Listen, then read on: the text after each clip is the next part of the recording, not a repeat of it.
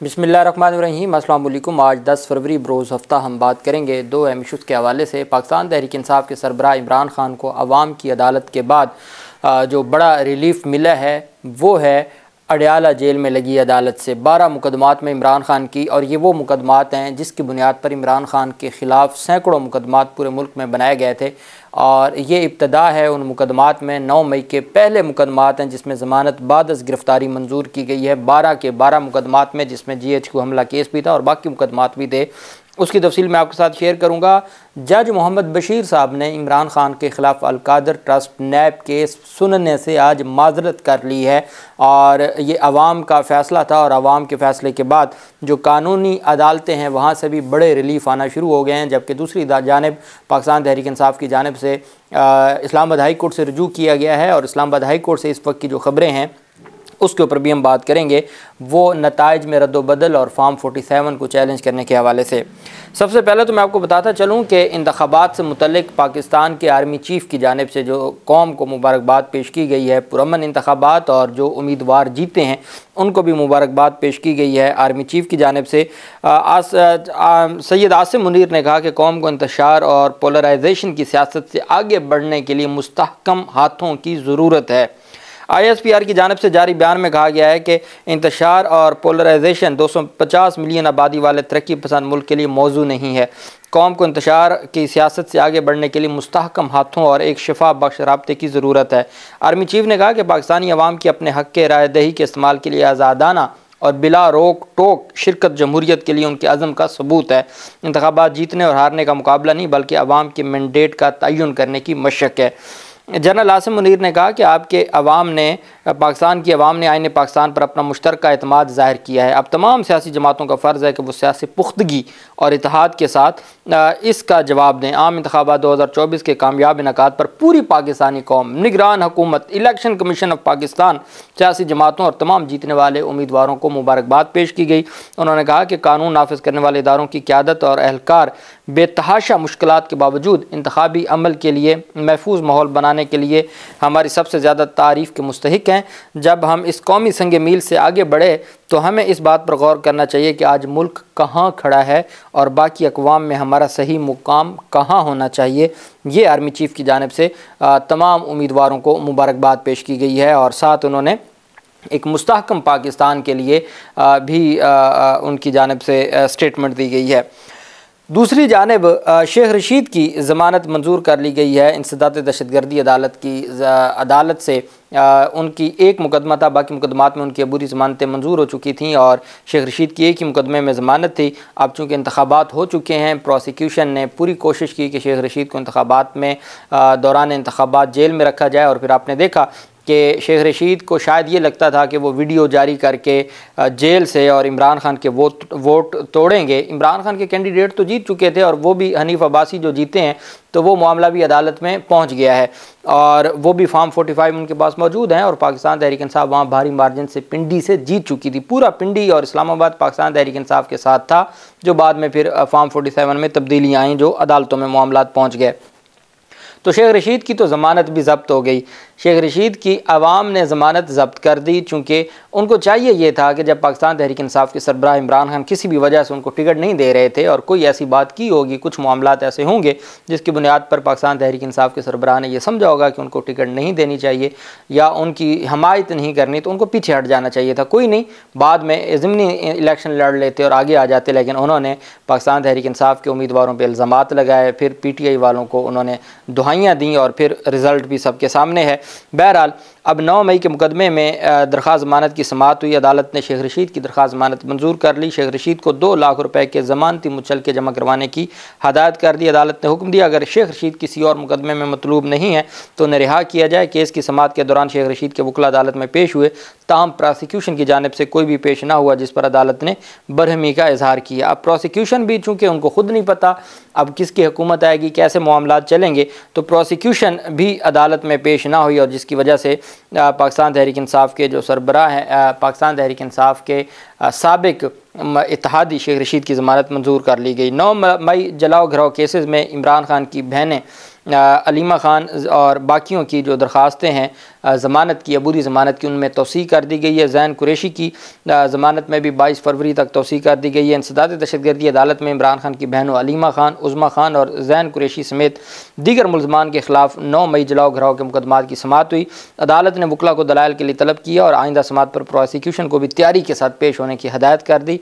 अदालत ने मुलज़मान की अबूरी ज़मानतों में 22 फरवरी तक तोसी कर दी। पाकिस्तान तहरीक इंसाफ का ये आज दावा था कि डॉक्टर यास्मीन राशिद को, एजाज चौधरी को, महमूद रशीद को और जो साबिक गवर्नर हैं चीमा, सरफराज चीमा, उनको अदालतों में पेश नहीं किया जा रहा और सिक्योरिटी का बहाना बना के उनको अदालतों में पेश नहीं किया जाता। तो मुतालबा किया गया है कि पाकिस्तान तहरीक इंसाफ की जो लीडरशिप है उनको अदालतों में पेश किया जाए। अच्छा, अब दूसरी जानिब जो अहम और दिलचस्प तफसीलात सामने आई, आज इमरान खान पर फ़र्द जुर्म आयद होनी थी अलकादर ट्रस्ट केस, उसमें बुशरा बेगम पर भी फ़र्द जुर्म आयद होनी थी और इमरान खान पर भी फ़र्द जुर्म आयद होनी थी। और फ़र्द जुर्म आयद होने के लिए ज़रूरी होता है कि पाकिस्तान तहरीक इंसाफ के वकला भी मौजूद हों, इमरान खान भी मौजूद हों और बुशरा बेगम भी मौजूद होते। पाकिस्तान तहरीक इंसाफ की कोशिश है, आज पाकिस्तान तहरीक इंसाफ ने पेशावर में कोर कमेटी का इजलास तलब किया हुआ है और आगे फ़ैसले किए जाएंगे। अली अमीन गंडापुर का नाम आ रहा है खैबर पख्तूनख्वा के वज़ीर आला के लिए। तगड़े कैंडिडेट हैं और ऐसे ही तगड़े लोगों को ओहदे मिलने चाहिए। जो माजी में 2 वज़राए आला थे, वो दोनों फ़ैसले इमरान खान अब समझ गए होंगे कि पंजाब का फ़ैसला भी गलत था और खैबर पख्तूनख्वा के भी दोनों फ़ैसले गलत थे और बुरी तरह आवाम ने भी उनको मुस्तरद कर दिया है। और महमूद जो साबिक वज़ीर आला थे, उन्होंने तो यहाँ तक कहा है कि लोगों ने ज़्यादती की है, खड़े हमारे साथ थे और वोट उन्होंने किसी और को दे दिया है, जैसे एक वो दादा की पोती के साथ हुआ है। बहरहाल, तो अब जो पेशावर में पाकिस्तान तहरीक इंसाफ आज इजलास करने जा रही है, तो अलकादर ट्रस्ट केस में इमरान खान के ऊपर फ़र्द जुर्म आयद होनी थी। जज मोहम्मद बशीर साहब पहले एक दफ़ा उन्होंने छुट्टी की दरख्वास्त दी, वो मंजूर ना हुई, फिर उनको तोशा खाना केस में जिरा का हक ख़त्म करके तेज़ तरीन ट्रायल चला के और उन्होंने सज़ा सुना दी इमरान खान को और बुशरा बेगम को 14 साल की मैक्सिमम पनिशमेंट सुना दी। फिर उसके बाद उन्होंने छुट्टी की दरख्वास्त दे दी जो आज तक मंजूर नहीं हुई। अब उनके लिए और जो इस सारे के सारे मामले के लिए जज मोहम्मद बशीर साहब के पास और कोई ऑप्शन थी नहीं। जब वो छुट्टी की दरख्वास्त 2 दफ़ा दे चुके हैं तो वो मंजूर नहीं की गई। तो आज उनके अमले की जानिब से आज जज मोहम्मद बशीर साहब तशरीफ़ नहीं ले गए, उनका जो अमला है वो गया। उन्होंने अडयाला जेल में इमरान खान की हाज़िरी लगाई और हाज़िरी लगाने के बाद मीडिया ज़राए के जो वहाँ पर साफ़ी मौजूद थे उनके मुताबिक जज मोहम्मद बशीर साहब ने अलकादर ट्रस्ट केस में समाअत से माज़रत कर ली है। जज साहब अब ये केस नहीं सुनना चाहते। अब जो भी चीज़ें हैं, जज साहब की सेहत भी चूँकि डिस्टर्ब है, तो इस वजह से जज साहब की जानिब से माज़रत की गई है और इमरान खान पर अलकादर ट्रस्ट केस में बग़ैर कार्रवाई केस की समाअत को मुलतवी कर दिया गया है 15 फरवरी तक। अब 15 फरवरी को समाअत होगी। जबकि दूसरी जानिब पाकिस्तान तहरीक इंसाफ के सरबराह इमरान खान की 12 मुकदमात में रावलपिंडी के जो दहशतगर्दी के मुकदमात थे जिसमें बाद में इमरान खान को नामजद किया गया था, 9 मई के मुकदमात में अगर हम देखें, इस्लामाबाद के मुकदमात में इमरान खान की अबूरी ज़मानतें मंजूर हो गई थी, जिसमें जज साहब ने लिखा था जो उस वक्त के जज थे कि जो बंदा जेल में हो वो किस तरीके से सारी चीज़ें कर सकता है। फिर उसके बाद 7 मुकदमात इमरान खान के ख़िलाफ़ लाहौर में थे, गुजरांवाला में भी मुकदमा है, फैसलाबाद में भी मुकदमा है, मियाँ वाली के भी किसी मुकदमे में नामज़द किया हुआ है। तो ये सारे 9 मई से मुतल्लिक़ थे और सबसे बड़ा जो केस था वो या जिनाह हाउस हमला केस था या उसके बाद GHQ हमला केस था। तो GHQ हमला केस समेत 12 मुकदमात में इमरान खान को गिरफ़्तार किया हुआ था। उन 12 के 12 मुकदमात में जज आसिफ साहब ने, जो दहशतगर्दी अदालत के जज थे, वो तशरीफ़ लेके गए और उन्होंने समाअत की और उस समाअत में आज प्रोसिक्यूशन भी पेश ना हुई, रिकॉर्ड भी पेश ना हुआ और प्रोसिक्यूटर की जानिब से अदालत से इस्तदा की गई कि हमें मज़ीद वक्त दिया जाए और मज़ीद टाइम दिया जाए। अदालत ने प्रोसिक्यूटर की इस्तदा को मुस्तरद करते हुए और रिकॉर्ड को मुलाहजा करते हुए अदालत ने 12 के 12 मुकदमात में इमरान खान की ज़मानत बाद अज़ गिरफ़्तारी मंजूर कर ली है। अब ये जो ज़मानत बाद अज़ गिरफ़्तारी इन मुकदमात में है, तो ये 9 मई के तमाम केसेस पर जो रूल ऑफ कंसिस्टेंसी है हमारे क्रिमिनल लॉ का, उसके तहत बाकी मुकदमात में भी ज़मानत हो जाएगी, चूँकि इन 12 मुकदमात में, और ये बहुत अहम केसेस थे और इनमें कई दिन तक तफ्तीश होती रही और जो अदालत है उन्होंने मेरिट के ऊपर इमरान खान की ज़मानतें मंजूर कर ली हैं। अब जब यहाँ ज़मानतें मंजूर हुई तो साथ ही पाकिस्तान तहरीक इंसाफ के सरबराह के जो साथी हैं और वाइस चेयरमैन हैं पाकिस्तान तहरीक इंसाफ के शाह महमूद कुरैशी, उनकी 13 के 13 मुकदमात में ज़मानत बाद अज़ गिरफ़्तारी मंजूर कर ली गई है।